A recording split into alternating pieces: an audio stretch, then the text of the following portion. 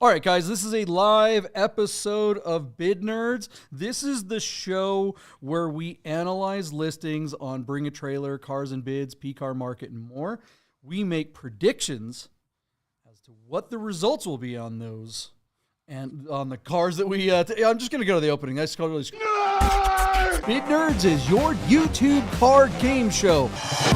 See, that's what happens when I try to prepare and then I completely screw it up. Welcome to Bid Nerds, everybody. My partner seems to be very exceptionally happy that I flubbed on the line. Let's see him open the show without having a grammatical error. All right. That's the first time I think you've crashed across the starting blocks like terribly. Yeah, so I that's didn't pretty prepare good. for it at all. In 4 Anyways, years, whatever. That's good. That's a good record. Nobody cares about you and I, Deeb. We're all here to see Nathan Merz. He's our guest tonight in the middle. What's up, Nathan? How are you doing? Oh, I'm good. We're on Bid Nerds. I mean, what could be better, right? Correct. That is the right answer. You're winning already. I was trying to say at the beginning of this show that this is the show where we have a panel of experts who analyze listings, and I can say that with a straight face this time because we have at least one expert on the show, and that would be Nathan. I was going to say, where are the experts? Yeah, they're going to show up at some point. Everyone knows that you're an expert. You're the guy on PCA that has on their like if they didn't have you on their YouTube channel, they wouldn't have a YouTube channel at all. Let's be honest. Let's just face let's face facts here. So we love your content over there, and if you want to see more of Nathan, just go over there and watch one of his episodes. Maybe it won't be a train wreck like this one is right off the radio. Yeah. In the middle of our panel tonight is a wealth of facts and knowledge, and on the outside is a wealth of opinions and horseshit. Pretty much, yeah. That's all we bring to the table. Yeah. There we go. Nathan, let's get to it. The subject I kind of wanted to bring up. I don't want to get into the politics of the fires that are going on and still right now burning down in LA. We have friends that are down there. Everyone we know, luckily, thankfully, is safe, and we hope that everyone stays that way. But I don't know about your feed, Nathan. I'm sure you're following every Porsche influencer and person on all the socials like we are. But I have seen so many photos of burnt up Porsches or burnt up classic cars in general. It's just, obviously all we really care about is to make sure that everyone is okay. But at some point, people are going to be circling back and looking at the things that they lost, the actual things that they lost. And they're going to be going to their insurance companies and they're going to say, hey, if they are still insured, they're going to say, hey, I want another classic Porsche. My 69 911S burned down. I want another one. What do you think, Nathan, is going to happen to classic car values coming into, we're going to start seeing insurance checks hitting the ground within weeks, probably in at least some cases, but certainly over the course of the next 2, 3, 5, 6 months, depending on how all this stuff shakes out. What do you think is going to happen, Nathan? Well, a couple things. One, I laugh. You were like, you probably follow the influencers. Actually, no. I'm the guy who doesn't. I could care less about most of the quote influencers. In fact, I had someone call me an influencer the other day, and I'm like, that hurts my heart. Sorry, but it's true. You can't get around it. Yeah. So, nevertheless, one of the things that I also cringe at is when people are posting these Porsches, and I appreciate that you open with that. I'm like, people have lost their lives and their homes and their livelihood. So, to me, the Porsche is number 22 on the list. But you're right. At some point, they'll get there and they'll say, okay, I got a check for my policy and now I want to go replace my 993 or whatever it was that burned down. I certainly think there's that. California, of course, is a mecca for Porsche. It would be different if the fires hit Omaha. You wouldn't be talking about it the same way, but this is right in the epicenter of Porsche, the Porsche lifestyle and the brand, and there's a lot of them out there. So certainly it's not unusual to think that there's probably going to be at least a few hundred people out there that weren't going to be planning to shop this next quarter that might be in the market. The one thing that is good about a fire, if you can think of from a car standpoint, that I like better than, like down south, we always have hurricanes and floods. And the fear, of course, is those cars, quote, flood the market. Bad pun intended. At least with the fire cars, these cars are not going to reappear. We're not going to see someone, putting these cars out there. So it's Oh, generally going to be a Well, total hold loss. on. Unless you're P-Car Yeah. Market, they'll sell a Yeah. burnt up Porsche. No E-car problem. market sold a half Yeah, dozen I burnt guess that's Porsches. true. Jeez Louise. But at least it's not like something you could hide, right? It's not like you could Yeah. take a car that's been burned to the ground and clean it up and like, oh yeah, nothing to see here, like they do with the Well, flood because my cars. favorite part of the flood cars is always like, oh, it only got to the valve stems. And you're like, really? Because everyone only got to the valve stem. Like, oh, it got one module wet. And you're like, really? You know, what about the cars that got totally wet? I've just never seen one of those. So I just Yeah. always have to chuckle. But certainly there are going to be people shopping that have, money in their pocket. And there's less and less of these cars to go around. And so all these things definitely have impact. I think it'd be naive to say it won't. Well, we agree, or at least I agree. I don't know. What do you think, Dee? I didn't ask your opinion on this situation. I tend to agree with what Nathan's saying. I do think it's entirely possible that there is a bit of a grab for cars, in the second and third quarter of this year, where things that come up on auction and classifieds sell, and you have, perhaps we see, just even if we don't really notice it, less no sales, because people are out there and they're desperate to put something back in their garage, or, well, that's maybe the wrong way to put it, but you know what I'm saying, to have that car again, to have that joy that you get from owning an old car. What I would like to assert, JP, is to remind the people who have lost something that when the insurance company offers you X amount of dollars, that's a negotiating point, and you do not have to accept their first offer. So if you or a friend or a close buddy or a loved one may have lost an automobile, an insurance company offers you something, your first response should be, well, that doesn't work, so where do we go from here? And then they'll invite you to, create some evidence or whatever as to why your car would be worth more than what they're offering. And that's an easy thing to do, or you can always reach out to us.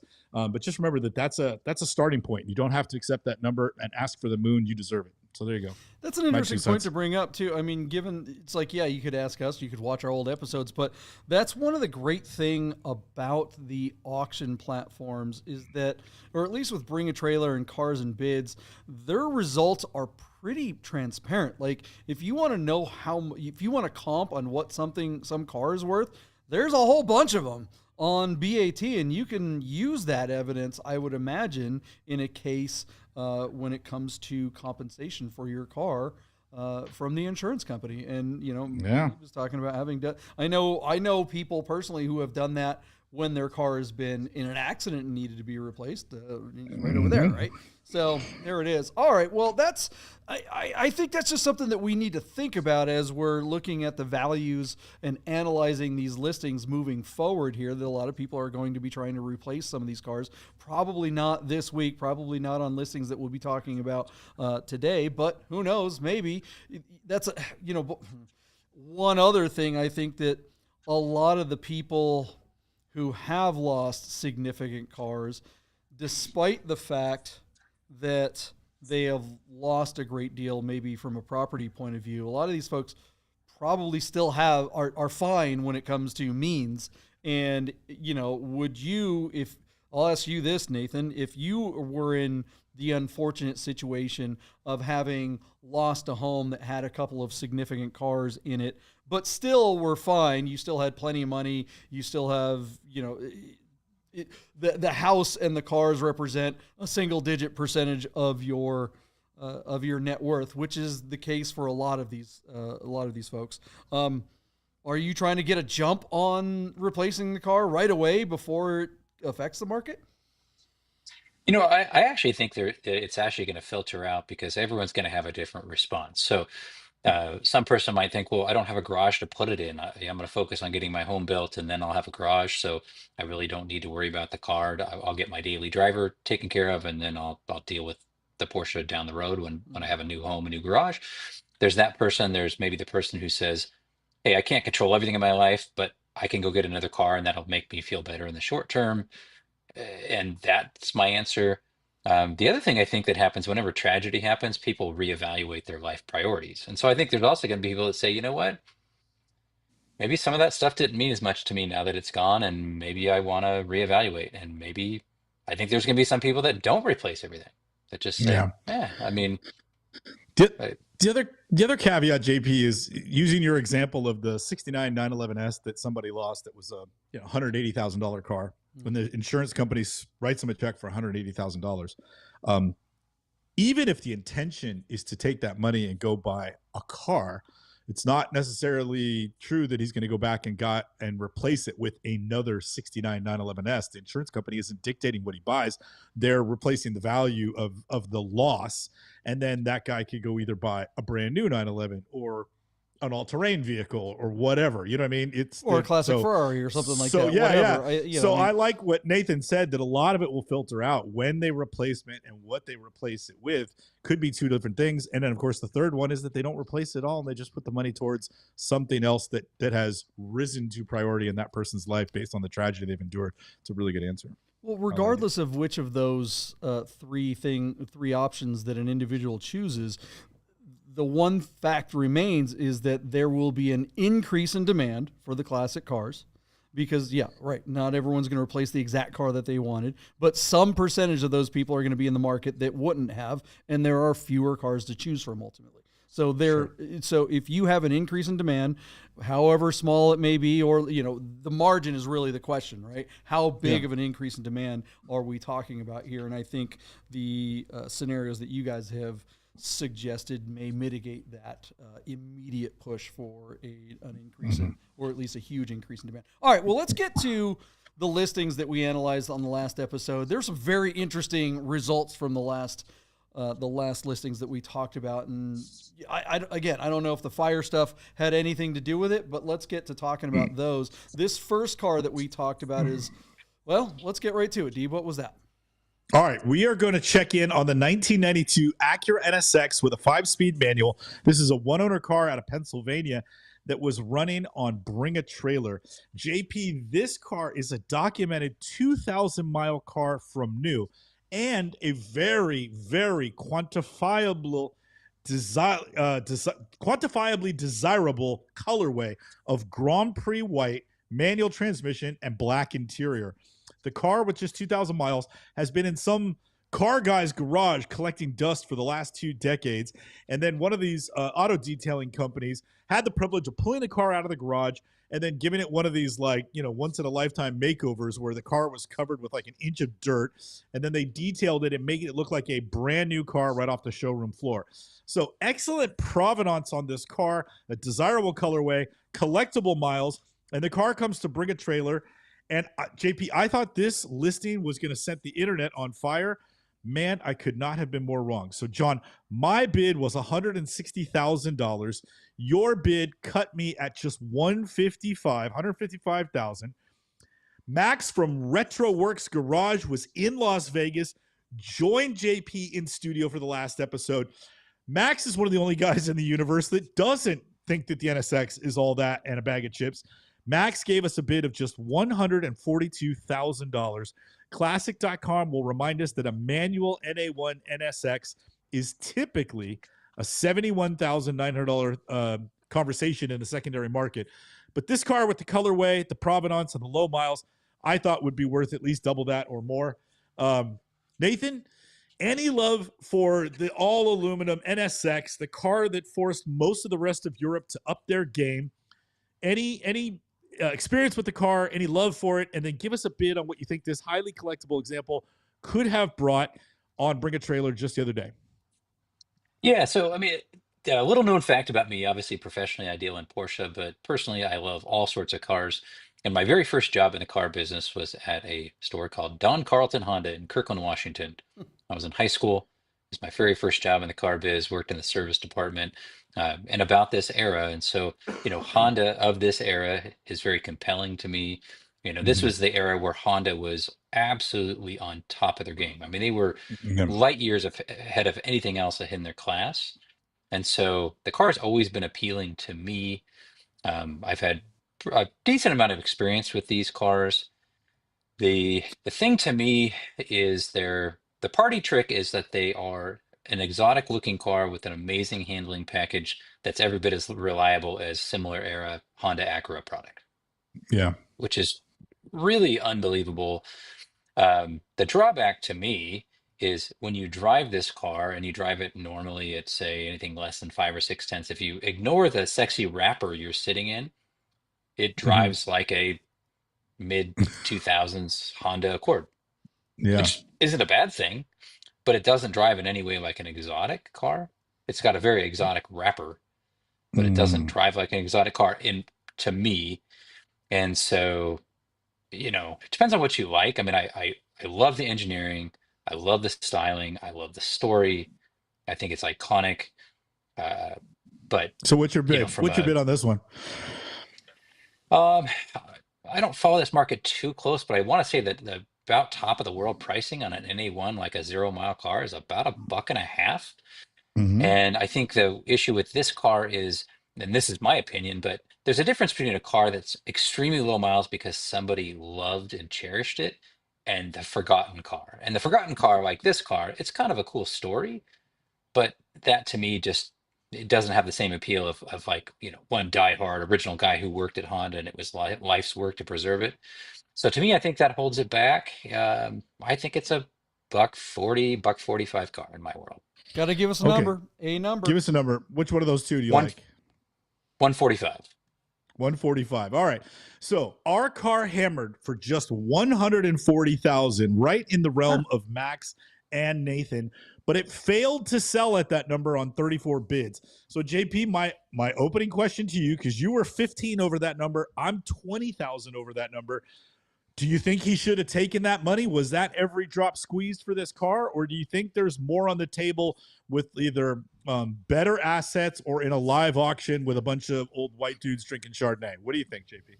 Well, there's no doubt that better assets would have made a big difference. This car, I think there were at least a couple people commenting that this car needed the 911R treatment, right? I mean, this car is a truly special car. I like Nathan, the forgotten car idea. That's an interesting kind of way to look at it. But that's what a 911R or someone like you, Nathan, or even us, that's kind of what we do for customers who come to us and say, hey, help me sell my special car. You got to show that romance. You got to bring back the excitement that something like this represents. And these assets they were antiseptic and good, but not there was just no lust here. With that said, I do think that, and someone in the comments, I think I just put a comment up, some of the bidders were concerned about a lack of maintenance on this car. And it's not like a Ferrari where you're worried that, It's a Honda. Yeah, you're going to lose a belt or something like that. But there are some...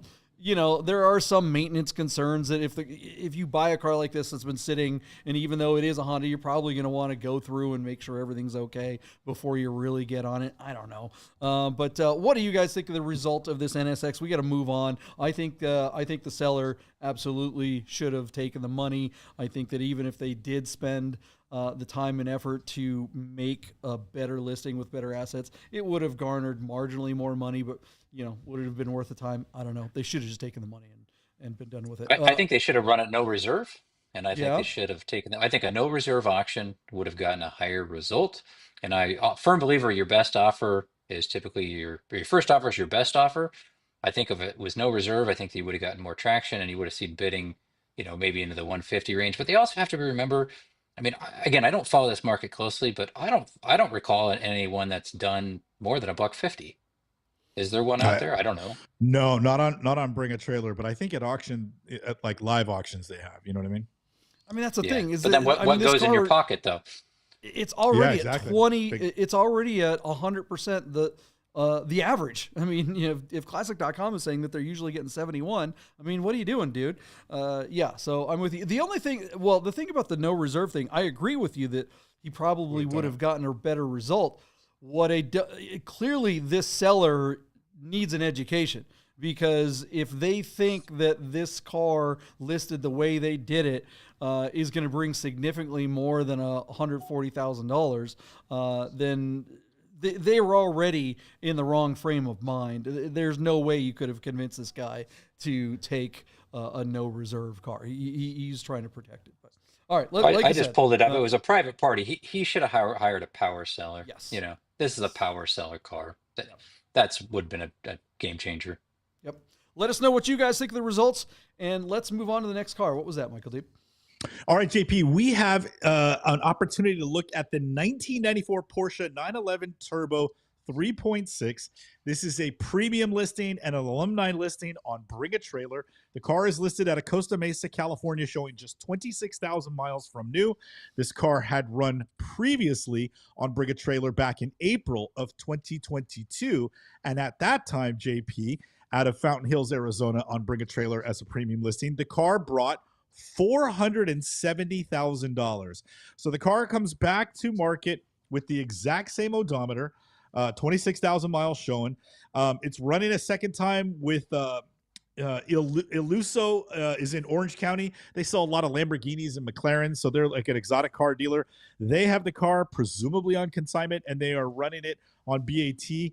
JP, I wondered aloud if the car would bring what it brought last time, because according to our friends at Classic.com, the average selling price for a turbo 3.6 from 1994 is just $340,300. At 475 or 470 on the last one, we wondered if it would bring that number again.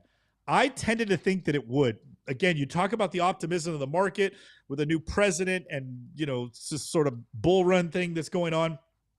JP, I like the idea of there being, sort of quote unquote new millionaires, and this being such a desirable and collectible car. I thought this car would do well. So my bid to open was $485,000. You took the over at $496,400. And then Max from Retroworks Garage was in studio. His bid was just under yours at $498,000. Now, Nathan, I know you know these cars very well. We have seen some of the lower mileage examples, especially in a slightly rarer shade than Guards Red. We are seeing cars sell in the high $500,000 range. Some cars pushing $600,000. This car has a few miles on it. It is a typical shade of Guards Red. What do you think this would have done as an alumni listing on Bring a Trailer? Yeah, it's an interesting one. I think 3.6 turbos have been hot for quite a while. I think they still continue to be hot. I think the car, what did we say it did again? Would be the last time 470 or something like that. 470 last time, yeah. And we all bet that it would go a little bit over that. What I would say is what I've kind of seen in the market is for quite good but not world-class cars. It's just what I would call this car. It's quite a good car, but it's got a few little nits here and there, but overall quite good. The market has cooled ever so slightly on some of this stuff. And the other thing that's kind of weird, unless there's some exceptional reason, the online auction space tends to like to punish people a little bit when they bring a car back. So unless the car's had significant change or the market perceives there's been enough time between the previous auction, they tend to sell, in my view, slightly under what they used to. You don't tend to see a big bump on them. And so to me, 470 was a really strong sale previous. I thought the car previously was more of a 390, 400 kind of car. I think the 470 was irrational exuberance in the market at that time. Yeah. And so, to me, real world, and this is a 420, 425, 430 kind of car. And I don't think people are like knocking down doors to buy it at that. I think Guards Red's a good color, not knocking it, but Guards Red Cashmere, it does have sports seats, which is cool. But no amazing provenance or anything like that. I think it's had paint work, if my recollection's correct. So to me, it's a low mid fours kind of car. Got to give us a number, hard number. He gave us 425. 425. And Nathan, your evaluation was right on the money, and it's very interesting. So our car hammered at $432,000, and I have it as and it's sold for that number. So we have a realistic seller, and maybe a number that's more congruent with the current market. Whereas in 2022, people were spending and things were flying off the shelves, as you say, irrationally so. I think this was very well bought, and it's a good car. I think it's a car you don't have to worry about. You can actually take it out and enjoy it. I hope that's what the owner does. The last guy certainly didn't. In 2.5 years, he didn't put 1,000 miles on the car, and that's the kind of stuff that bums me out. JP, what do you make of this result? Well, we talked about at the beginning of the show the idea that there will be an increase in demand for cars like this here coming in the near future as people finally get around to replacing the things that they've lost. But one thing I think we haven't talked about is since this car closed, what was it, yesterday or the day before or something like that in the last few days, how many people are simply out of the market? You mentioned it, Nathan, that that Southern California is the biggest market in the world for classic Porsches. I can't imagine anyone in Southern California was sitting there watching BAT auctions while they were waiting to find out whether or not they had to evacuate. And pretty much everyone in the city all over, didn't really matter where you were. There was a real chance that at any moment you could have to pack up all your stuff and get going. So adding a car to the collection by the market that's probably the biggest one in the world, I think just no one in California was paying attention. What do you guys think of that? I think that's probably, I think that's probably a reach. I mean, they are a big portion of the market, but even if you think of all of Southern California, I mean, like case in point, my son is an outside sales rep for a tech company, and he flew to Orange County today to close a deal. And I said, "Gosh, what's happening? Was customers interested in talking to you?" And he's like, "Yeah, it's kind of business as usual." And he's like, "That's Orange County. They think LA. That's so." Not that they aren't thinking about Well, yeah, it. I mean, Let's be honest. I We're think all you addicts. just made my point. Is that Orange County is not LA? That may as well be a different country. Yeah. So, but I mean, that's where a lot of the is Porsche SoCal. stuff is at, right? It's true. Yeah. Yeah. I mean, what do we say when it comes to auctions? It just takes two guys. Well, those two guys, out of, I got to think that there was a significant decrease in traffic. It'd be very interesting to look at BAT's traffic over the course of the last week or two, just in general. I'm just curious. But all right, let's move on. Like I said, we are way behind here. Still got lots of stuff to cover. Let us know what you guys think of the results of this beautiful 3.6 liter Guards Red 911 Turbo 964. And what was the next car on the list, Michael Deeb? JP, we are going to quickly check back in on the 2005 Ferrari 612 Scaglietti with a 6-speed manual transmission. Our car was running no reserve on Bring a Trailer out of Neptune, New Jersey by Michael Motor Cars. Our car is also showing 24,000 miles and in very typical fashion, painted Rosso Corsa with a beige leather upholstery. JP, we mentioned that according to our friends at Classic.com, F1 gearbox 612s are just $80,000 cars, $82,000 in the secondary market, but manual cars tend to bring $250,000. I thought this car would bring $212,000. JP, you took the over at $246,012, and Max from Retroworks Garage was in studio. His bid was well under mine at just $198,000. Nathan, we're going to test your Italian knowledge of cars from this era as Ferrari was phasing out the manual gearboxes. A couple of models took like a 15% take on manuals, and those cars tend to bring big money in the secondary market. I'm sure you're aware. What do you think of this 612 here? That's such an interesting one because I'll laugh. Maybe they'll watch the show, but I literally have 3 good friends that all own 612s, which to me is bizarre. Not one of my personal favorite Ferraris. I find them somewhat aesthetically challenged. I'm much more of a 599 kind of guy if I'm going to own one. But yeah, a gated front engine 12-cylinder Ferrari still has some magical cachet. And it's probably the car I've ever seen that has the biggest spread between manual and F1. I mean, literally, you can buy an F1 car for 60, 70, 80 grand, and no one's fighting to get it. Right. So logically, I struggle to see how this car breaks 200 grand, but I also know how illogical this market is. And it's a factory 6-speed car. It's not a conversion car. So I'm no expert in Italian cars, but I'd have to believe this was, very high hundreds, low 200s kind of car, and probably had lots of action on it. Put a number on it. 200 grand. 200 grand. You're in the money. You're in the hunt. You're right there by Max. Our car hammered for just $210,000 where it's sold on 33 bids. JP, I missed a Yahtzee by $2,000. Anything to unpack from that result? I think that's all the money in this market. And again, yeah, I think the only takeaway from this, and like Nathan mentioned, that the spread between an F1 and a manual car, this makes a good case for buying a cheap F1 car and doing the conversion. Not necessarily, are you going to get your money back? Because obviously people don't pay the big money for converted cars. But if you want the experience, I mean, there is something to having 12 cylinders and 3 pedals. That's got to be a lot of fun.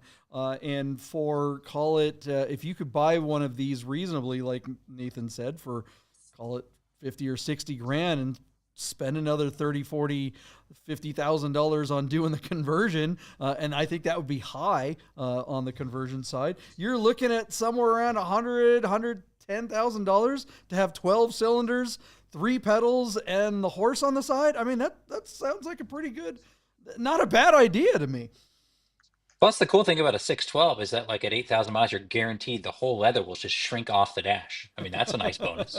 Well, I mean, that is that regardless of what transmission, that's going to happen in that car. All right, let us know what you guys think of the results of the 612. We got one more car that we talked about on the last episode. What was that, Deep? All right, JP. Chris Carbine, having a little fun with us, asked us to cover this 2001 Mercedes-Benz SLK320 that has been rebodied by a Volkswagen Karmann Ghia from 1974. The entire rest of the SLK320, including its 5-speed auto-tragic transmission, are in play. The donor car has 118,000 miles on it. The car resides in Abilene, Texas, on a Clean Texas title. And the car ran no reserve on Cars and Bids website. JP, I said that Classic.com tells us $10,600 is what an SLK 320 brings to the secondary market. So I gave you my bid at exactly that number, $10,600. You took the under at $9,999, and Max took a space underneath you at just $8,500. Running no reserve, Nathan, what do you think this car would bring on Doug DeMiro's site? You know, God bless America. First off, the idea that someone created this thing, it's both awful and awfully great. I think these are the kind of cars where sometimes the bids will surprise you because someone will just kind of. So I think it might do better than you think. I'm going to call it 13 grand just because what the hell? 13 grand would put you closer than anybody else. Our car hammered for $14,000 where it sold, wait for it, on 54 bids. I can't believe that many people wasted that much of their day on this car. Unreal. Yeah, well, but God that's bless thing, America. I mean, look, how many people go on Bring a Trailer, Cars and Bids, P-Car Market, all these different these pages. These platforms are great places to buy and sell cars, but really, ultimately, the vast majority of the traffic, the just way more people are going onto these sites for entertainment. And so how many times do people go on to something like BAT and they watch an auction for something like that 3.6 liter turbo 964 that we just talked about, right? That's a dream car that's unattainable by most people. So you go on this site and you watch all these cars that there's no way you can afford most of the cars that are on there for most people. So finally, here's something that's interesting, that's cheap, that like the cheap seats can actually get in on the action.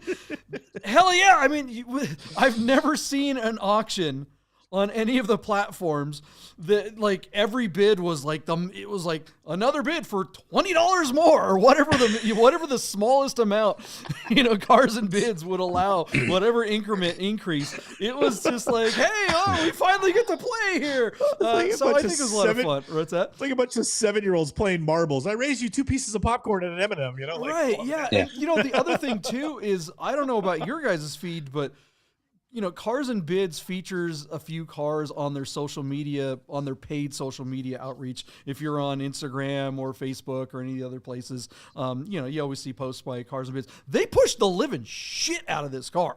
I kept seeing this thing all the time, and other people were, I told you that a bunch of people sent me this car.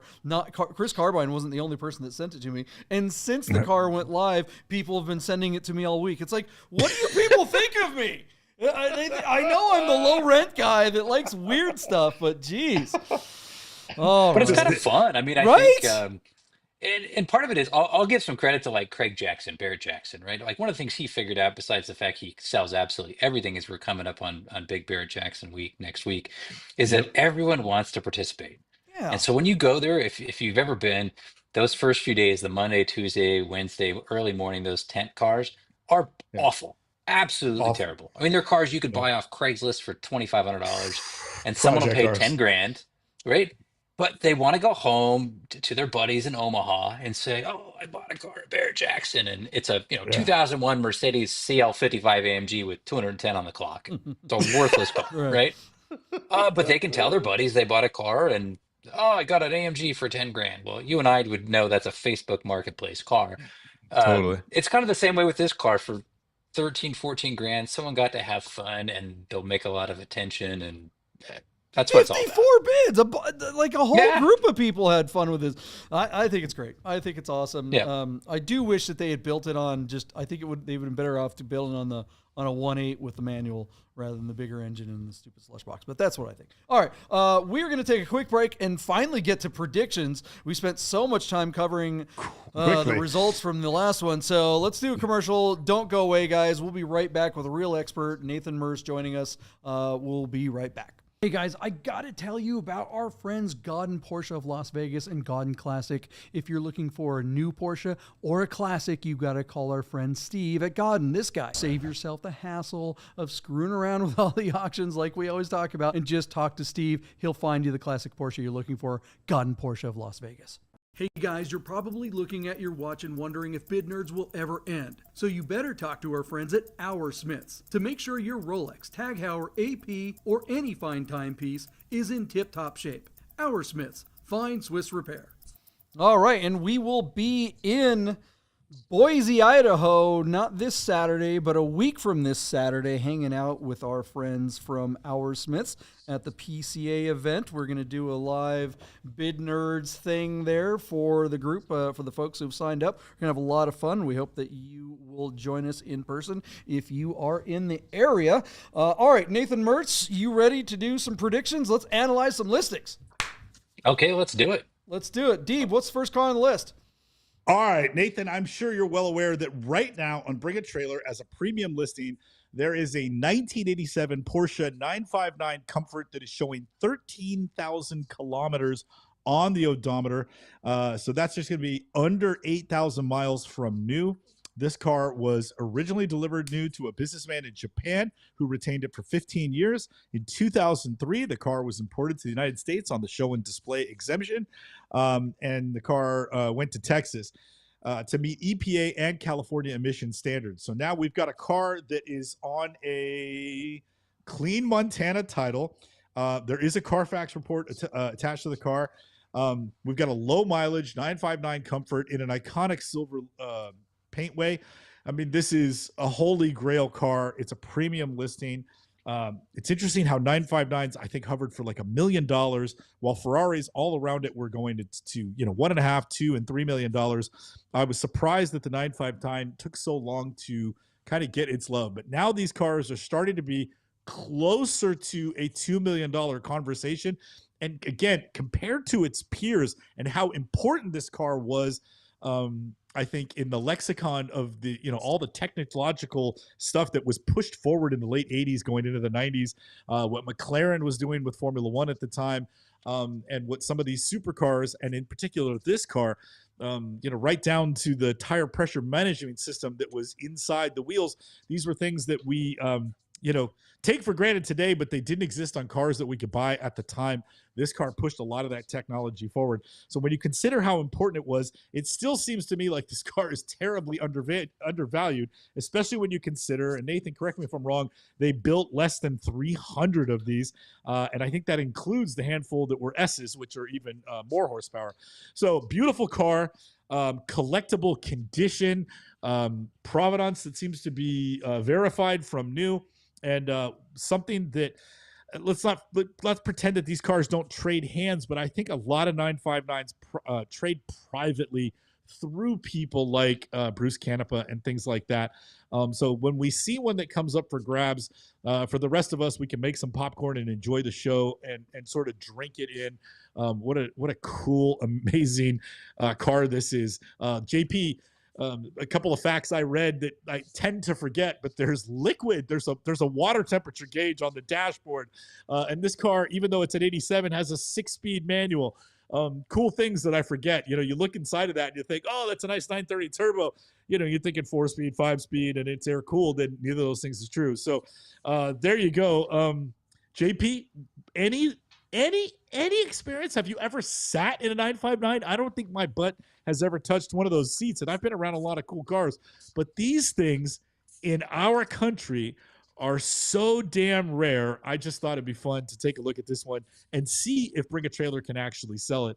And given that the price that it's at right now, I think it's got a good chance. So JP, have you ever been in or getting a ride in a 959? Any love for that car? Yeah, I've gotten a ride in them, and I have some stories about them. But really, Nathan, I kind of want to hear your take on the 959 because I know you know a lot about these, and this is one of those cars that there's just so much to it. What can you tell us about the 959 that maybe we don't know? Yeah, which is anything. Well, I think that there's a couple things that are important to note on the 959 is that the 959 is the car that quite literally almost broke Porsche, right? And so this was, Porsche at its kind of proudest moment of trying to put everything it had towards a car, and they spent an eye-watering sum to develop this car, and they still sold every single one of them at significant loss. So it was not a commercial success for Porsche by any metric. Really, the best way you can look at this is hopefully they were able to amortize some of the things they learned from the development of the 959 into some of the other cars, and I think they certainly did that. And so I think for those of us who love the brand, particularly in this era, I'm knocking on the door of 50. And so, if I go back to 1987, I was 12, 13 years old. And so this car, of course, was the fantasy car for me at the time. So I think there's a lot of us that this car represents peak Porsche, even more so than something like, say, a CGT, which is a little bit past my prime of kind of car lust. That car came out, I was already in sort of a career mode and all that. The other thing that's cool about the 959 is it's every bit of 911, and so whereas something like the Courier GT or the 918, their other supercars have their own design language, where the 959 it's a 911. I mean, there's no mistaking that. So, and because of their relative rarity, there certainly are more than a few hundred prolific collectors, and so if you're going to have a complete Porsche collection and you're operating it at a certain tier, a 959 is something that's probably belongs on the list. And so I think they're always going to do well because of those reasons.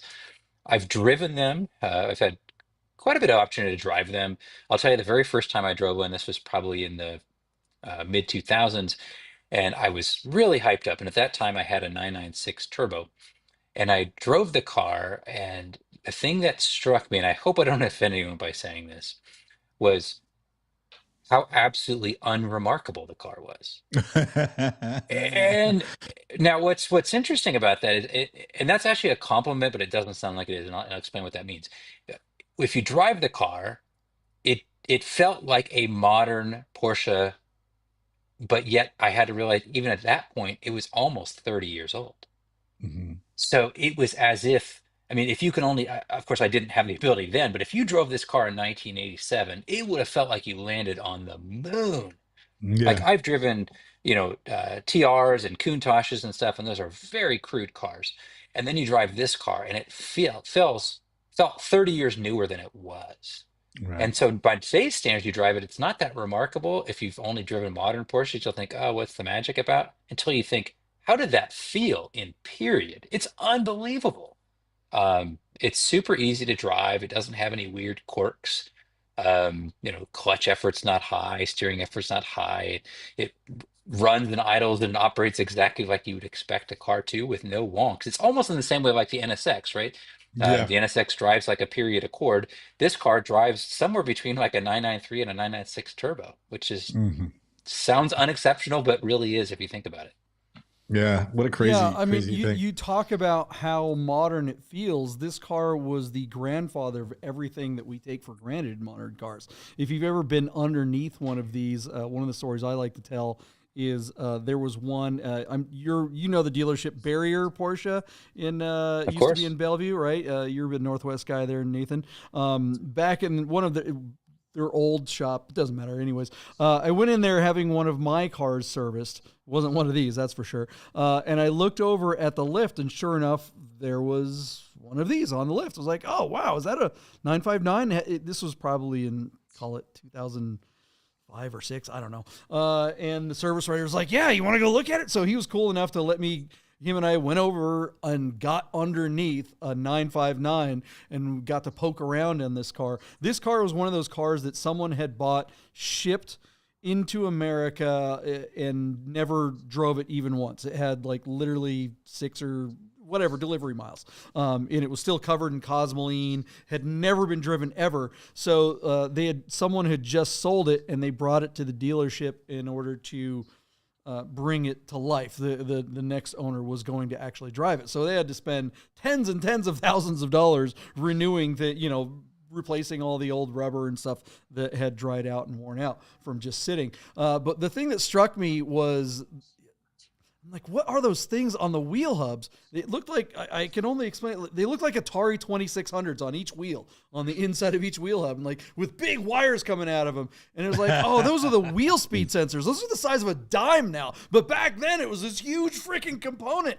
And now every car has that kind of stuff. The analog brakes system, all that stuff. It's just, every car, even Hyundai, just the cheapest car coming out of any factory has things that started on this car, and I think that's what makes it one of the most significant cars of all time. But that said, is this one particularly special, and how much is it going to bring? Michael Deeb, you go first on this one. All right, JP, according to classic.com, the average selling price for a 959, I think in the United States, is about $1.8 million, which is very interesting. According to Haggerty, an excellent condition one, a number 2 excellent condition is 1.950, and a Concours condition one, which again, I think most of these are in pretty exceptional case. So I think when they go number 1 Concours condition, I think they're talking about some of those cars, JP, that are just like 1 in 2,000 mile cars that just really haven't ever been used, which is cry me a river. That's just awful. But those can go as high as $2.6 million. Now, our car is currently sitting at $1,750,000, and it's got it closes tomorrow, and that comes to us by way of 14 bids. So there is action on the car, and it's right in the hunt. JP, my bid on the car is that I think it stays under $2 million. My bid is $1,950,000. Where are you going to park your bid? What was it? 1 million what? 1,950,000, and it's at 1,750,000. It's poised to go right by mine. But over $2 million. It's got just 7,800 miles on it. Looks to be in very good condition. Maybe a little nick here and there, but what do you expect on a car that's, good God, 40 years old, 45 years old? To me, I love silver, and I know Porsche people are all about crazy colors and stuff. To me, this car speaks to me, and I love it. If I were going to get a 959, it's this one, or at least one that looks just like this one. I prefer black in general, but this car is going to be a lot easier to live with, and I would drive it just like the guy that there was a bunch of people driving. Remember Rennsport 6? We saw tons of these driving around. Anyways, I'm going to be optimistic. I'm going to say that I think people are looking for stuff like this. I'm going to say it breaks 2 million, but just barely. I'm going to go $2,959,000. And pass it on to Nathan. What do you think, buddy? I think we're all kind of in a similar range. The seller is a friend of mine, Dave Momlin. He's a good guy. I think it's a good car. I think he made some wise investments taking the car to Canepa, who's generally regarded as the U.S. expert, at least on these cars. So I think it's presented well. He did the right things, but it's in a more common colorway. We don't see a lot of these things cracking 2 million, but he did the right things to have it crack 2 million. My guess is 2.05 million, reserve, not bet. Ooh, you think he wants more than that, but it's Yes. going to break 2 million, but he's okay. Wow, explain that one. So $2,050,000, right? 2.0. Yep, that's my guess. Yep. Yeah, $2,050,000, and that it's an FTS. So he's probably looking for more. And even though he'll get over $2 million, he may not sell it because he might be looking for 2.1 or 2.2. And I don't Yeah. know that that's out of the question. But JP, any comment on the assets or the fact that it's on Bring a Trailer? Do you think, Well, I mean, I guess that would be my question. Like, the assets are fine. They're not exciting, but they're fine. They're exactly what they kind of need to be. But if you don't think it sells at that number, Nathan, where does he go next to get more money than that? I think that's pretty straightforward. I mean, Dave's got a good reputation as sort of a private guy, so he sells a lot of cars just, quietly, client to client. Because there's no doubt, like if you look at the public record, there's not many of these cars that are not the Canepa sort of reimagined cars, if you will, Yeah. that have gone north of $2 million publicly. But that isn't to say that a lot of these cars that you mentioned earlier are sold quietly. I know in my Yeah. world, Yeah. many of my top buyers will pay well above market for a car that has never been publicly exposed and a deal that they can do quietly. And so I know he had quietly been shopping this car before it went to BAT, and I think that was his first preference. And so now if it doesn't make reserve, it's a little bit harder because there are some people that they don't want to buy a car that was in the public sphere. And Yep. so that might dry up some of his best potential buyers. But Can again, there you are can you enough explain people that? that Oh, want that. Can you explain that? What's the benefit to someone? Why would someone pay a premium? Why would someone want? And I'm not saying that they shouldn't, but what's the thought process of wanting to buy a car that wasn't publicly sold or wasn't publicly listed? I think a little bit, everyone wants to be a little bit special, but I can definitively tell you I have probably five or six, you know, clients of significant collections, significant net worths, that their rule of thumb is they only buy cars off market. And so if a car, I have one client in particular, he's hard and fast. Like I won't even mention it to him. If a car has ever been sold publicly, it's dead to him. Doesn't want it.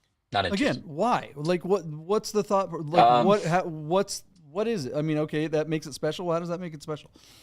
I think it feels like I've got something other people can't have.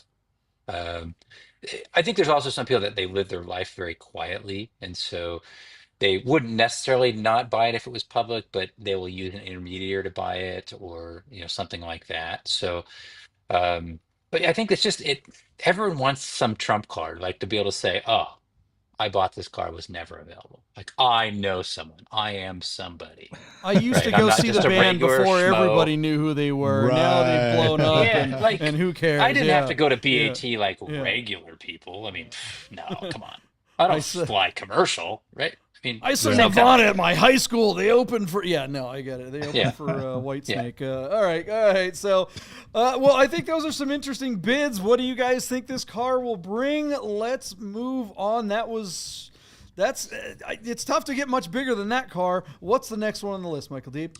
All right, JP, we're going to take a quick look on Bring a Trailer at a 1970 Porsche 914-6 that has been redone several years ago. They did a replacement flat six motor, added an MFI system, a mechanical fuel injection, and increased the motor of the replacement block up to 2.7 liters. I don't know if it was a 2.2 or a 2.4 or possibly even a 2-liter, but it's a replacement block punched up to 2.7, and then added an MFI, GT style flares, and then the JP, what's the name of those seats we like for the old Porsches? BF Torinos. Yeah, they're like those in there with like a houndstooth. It's got a Momo, it's got Cocos, it's got Fuchs. I mean, John, if I was to do a 914 for me, this is exactly the car I would build to look like, one of Porsche's old factory race cars. Signal orange, black interior on the COA, punched up to 2.7 with an MFI. I mean, this just looks like so much fun. I am going to have to tape my fingers to the wall so I don't bid on this car for myself. I love everything about this. It's absolutely theatrical and boy racer, and I don't care. That's the car I want to drive to what are we going? Toy and Lit in February. You know what I'm saying? This car looks just so much fun to me. I can't say enough nice things about it, but we're running out of time. JP, 914s, and you love liveries. How much do you like this car? I like the car a lot. I don't know if look. I'm looking at the listing, and we've been talking about that all night about how listings make a big difference, how assets make such a big difference, and I think the assets are doing a great job for this car. Again, it's 911R. They always do a great job. I watched the driving video. I wanted to bring that up here for you guys. And, Deeb, you talk about wanting to drive one of these for Toy and Lit Show here in a couple of, next month or whatever. But you've had a 914.6, and I remember last time how much you wanted to love it, then you got behind the wheel and you're like, this car is awesome. It'd be a blast to drive, but you don't want to spend that. It's just, they're hard to freaking live with. Every 914 there is a pain in the ass to shift. You want the proof. Here it is. Here's some driving video. Every time this guy goes into second gear, it's like grind, clunk, grind. I don't know if I can get it. I think he goes into second gear here, but it's just, this car looks like a hard time. Nathan, what do you think of this thing? Well, a couple things. I think first off, this is 911R, the seller. Matt Crandall and his team at Avant Garde, kind of at their best moment. Yeah. People love Northwest Stig and his driving, the photography, image engine. I mean, it's on point.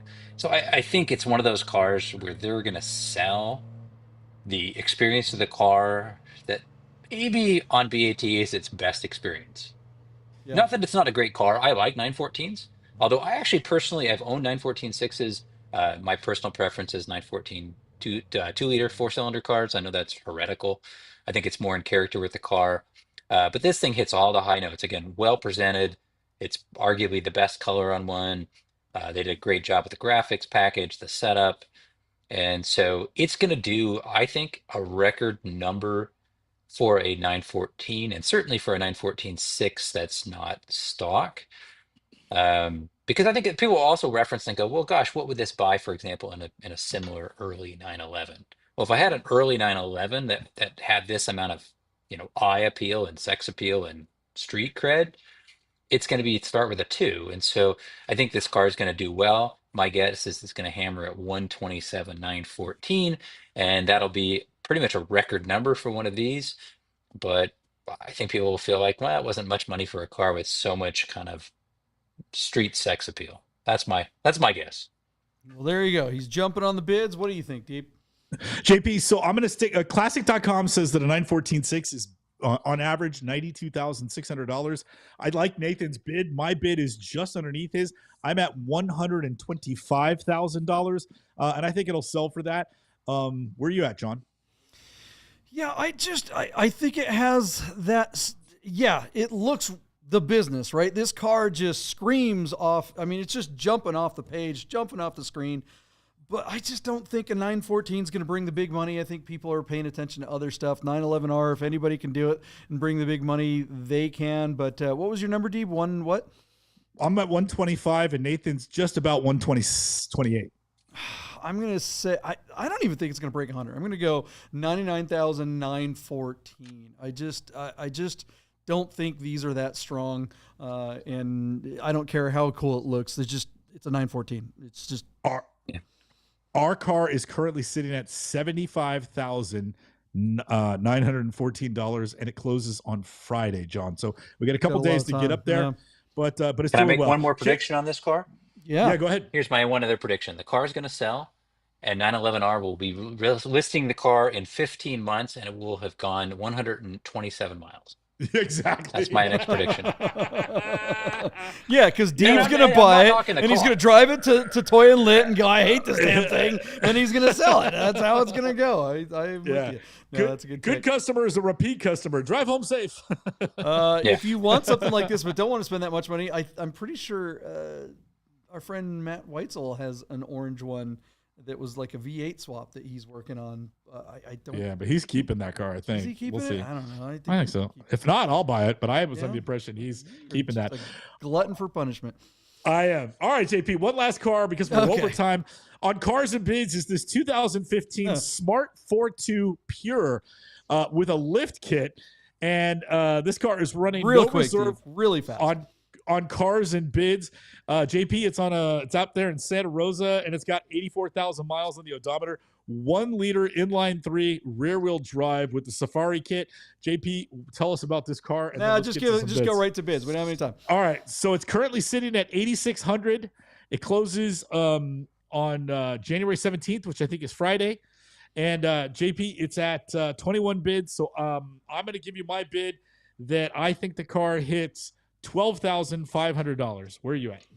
Yeah, I think that, again, kind of like that piece of junk Ghia that we covered earlier.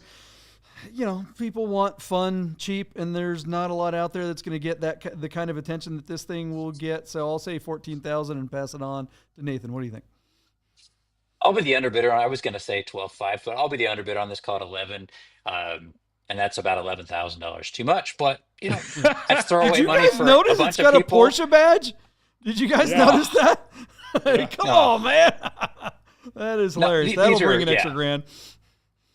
But I guess, you know, for $11,000, you could buy a lot of social media attention at Cars and Coffee and various events. So I guess maybe that's worth something. And then there'll be some other fool who'll pay that again for it the next time around. So yeah, free entertainment. I think Lucky Lopez, local YouTuber here in town, just did one. And I think he, you know, I think it's a bit played for that kind of stuff. But I don't know. People keep seeing them and getting excited about it. That's it. We got to get out of here. We're over. Nathan, thank you so much. How can people find you? Thank you, Nathan. If they want to see your content or reach out to you about buying a car or having you help them sell a car. Yeah, absolutely. So you can find me at Columbia Valley Luxury Cars. You can find me on Instagram at CVLC or on Facebook, or you can find all my YouTube content on the Porsche Club of America's YouTube channel. Awesome. We will see you guys, I guess, Sunday night. All right. Thanks again, Nathan. Oh, and here's Thank you, Nathan. Rami's smart Crash. All right, our next guest is...